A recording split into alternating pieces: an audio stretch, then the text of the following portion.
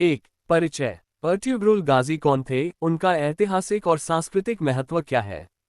2. प्रारंभिक जीवन और पृष्ठभूमि। उनका वंश, काय जनजाति, कई ट्राइब की कहानी, मध्य एशिया से अनातोलिया तक की यात्रा। पिता के निधन के बाद उनका नेतृत्व ग्रहण करना। 3. सेल्जुक साम्राज्य से संबंध और निर्णय। सुल्तान अली-उद-दीन के साथ गठबंधन, सोगत में बसने की अनुमति। संसाधनों और रणनीतिक स्थान की चर्चा। 4. सैन्य अभियान और युद्ध कौशल। बायजेंटाइन और मंगोल खतरों के खिलाफ अभियानों में उनकी भूमिका। यासेसेमेन और अन्य युद्धों में बहादुरी और रणनीति। 5. धार्मिक और नैतिक मूल्य। उनकी आस्था, न्यायप्रियता और सूफी प्रभाव। शेख अदेबाली से संबंध। संविधानात्मक नेतृत्व शैली। 6. उत्तराधिकारी और विरासत। उनका पुत्र ओस्मान आई और उस्मानी साम्राज्य की स्थापना, उसकी नींव और अर्तुगरुल का योगदान। 7. वास्तव और कल्पित इतिहास। 20. धारावाहिक। डेरिलिस अर्तुगरुल जैसे टीवी धारावाहिक की लोकप्रियता बनाम ऐतिहासिक सत्य।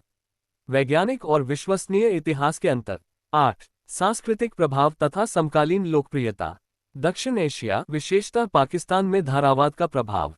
लोगों की भावनात्मक और सामाजिक प्रतिक्रिया। Greater than the migration to the Byzantine border is true, the only real characters to exist are Ertugrul, Halime, Haimana. Ertugrul Ghazi drama has taken Pakistan by a storm. 9. स्मारक, साहित्य और लोक धरोहर। सोगत में उनका मकबरा और वहां होने वाले उत्सव। कला, साहित्य, लोककथा, उनका स्थान। 10. निष्कर्ष। अर्तुगरुल गाजी की संपूर्ण पहचान, वीरता, आस्था, राज्य निर्माण और प्रेरणा, एक समग्र समापन। योजक चिन्ह, योजक चिन्ह, योजक चिन्ह। यदि आप इस संरचना से सहमत हैं, तो मैं इस रूपरेखा के अनुसार एक पूरा, विस्तृत लगभग 4000 शब्दों का हिंदी निबंध तैयार कर सकता हूं, जिसमें आवश्यकतानुसार स्रोतों का उल्लेख और विश्लेषणात्मक दृष्टिकोण रहेगा। क्या आप इस रूपरेखा को स्वीकारते हैं?